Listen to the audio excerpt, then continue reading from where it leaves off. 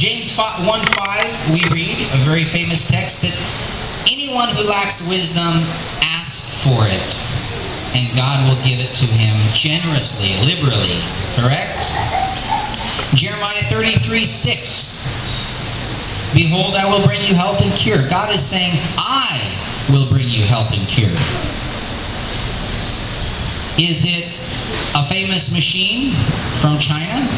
Well, it could be helpful, but really health and cure comes from God. God brings health and cure.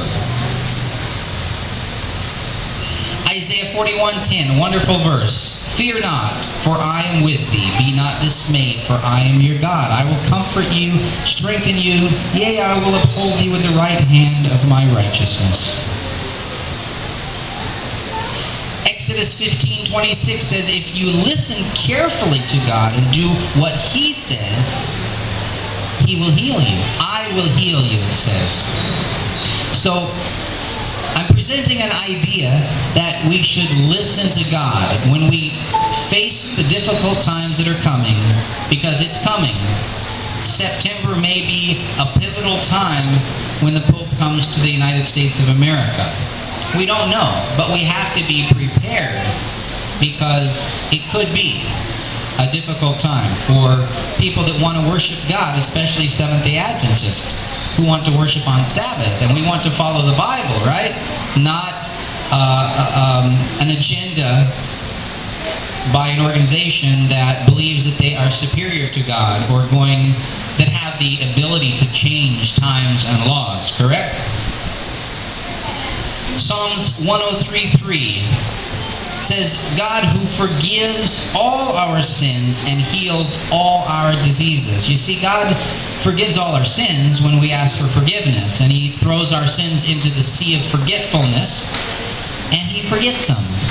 But we need to remember and read that text further, because it says that He heals all our diseases. We need to know that. If there's people that are sick out there, people that are dying, people that are suffering, realize that God is the answer. God is trying to get your attention to make changes in your life, in your diet. He wants you to know that whatever a man soweth, that shall he also reap. It's not God's fault that you're sick. He wants you to be well. He's doing His part, but He wants you to do your part, which is to cooperate with the laws of nature, the laws that went into effect at creation, the law of breathing, the law of gravity, for example. Romans 12:2 really tells us in 6 words. It gives us the answer to health, and it gives us also the reason for sickness. In 6 words it says, be not conformed to this world. You see, when we conform to the world, and we do things the way the world wants us to do them, right? Because of money or whatever their agenda or their reason, we will end up going through the world system. There was an interesting, it's called the American Death Ceremony. I've never shared this before, but it just came to my mind now, so I'll mention it so I don't leave you in a wondering state. But basically it's something like this. The American death ceremony starts with one simple aspirin. When the aspirin doesn't work for the headache, you take a Tylenol. When the Tylenol doesn't work, you take a stronger compound. When that doesn't work, take an ibuprofen. When that doesn't work, take something to cover up the side effects of the ibuprofen. When that doesn't work and the red blood corpuscles start to defunction and malfunction, you can take some sulfa drugs. Then you can take some antibiotics for the infection that was caused from the side effects of those medications. And it goes on and on and on.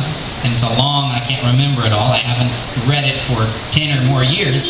But in the end it says, when nothing works and everything flares up and you have such a flare-up that you break down and you've been given a sentence to die, don't worry. You can then just make an appointment with your undertaker. This ceremony is followed, it says, I'm quoting, by most ignorant Americans, except for a few that follow nature.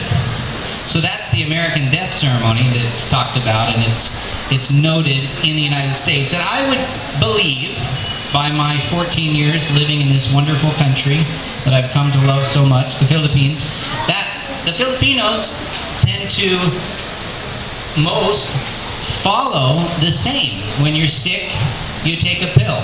When that doesn't work, take another pill, right? When actually, it's because of a lack of water, for example, in your brain. When you start getting a headache, it's a dehydration, or it can be stress, or several other things. So be not conformed to this world, in 6 words. 1 Corinthians 6:19 to 20. The Bible talks about, and Jesus is saying, "Know ye not that your body is the temple, for we are not our own." Why? Because God has bought us with a price, the greatest price that it was ever paid for anything in the history of the universe. Can you imagine a greater price than God, the creator of the universe, a God that, we can't understand this, but a God that always was, always existed. He never had a beginning. You see, our brains were not made to even comprehend that. We have to have some faith. But also, faith is the substance of things hoped for, the evidence of things not seen, right? Okay, that's true faith. But really, just look at each one here. Can you see something fearfully and wonderfully made? Can you see something so incredible? How is it possible? You look at the eye, and the 2 million or whatever little nerve endings that all match up exactly at a certain age. Look at everything. That's substance of things not seen. I mean, you can see that, right?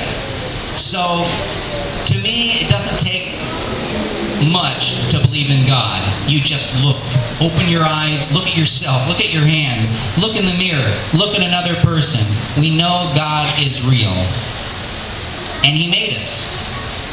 And He also had a Son. And we don't understand all that, but we know that He had a closeness to that Son that was incredibly strong. And He gave that Son to die for us so that we could live, to purchase us back from Satan. And so that sacrifice and that life of Jesus was given so that we could live. And God doesn't want us to be sick. He doesn't want us to be hurting. He wants us to be alive. Not only because He loves us, but of course because He knows the great price that was paid so that we can have health. The exciting thing is that if we live healthy, and of course, that's going to take you doing some research. I'm just pointing you to the Bible and to Genesis 1:29 because in my experience, when you eat God's diet, your body shouts. As my friend George, he's not of our faith, but he's a good friend of mine, and I've spoke at his place in the East Coast. He says, when you follow God's diet, your body shouts, hallelujah! Right?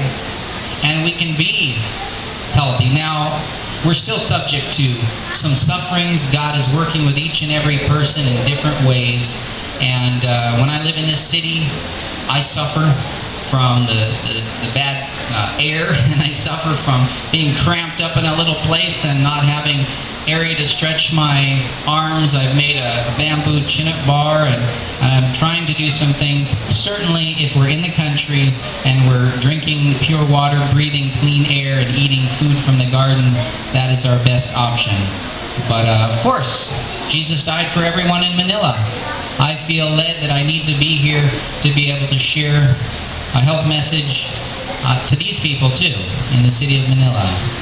I want to thank all of you for letting me be here, especially the children. Maraming salamat bata sa inyo.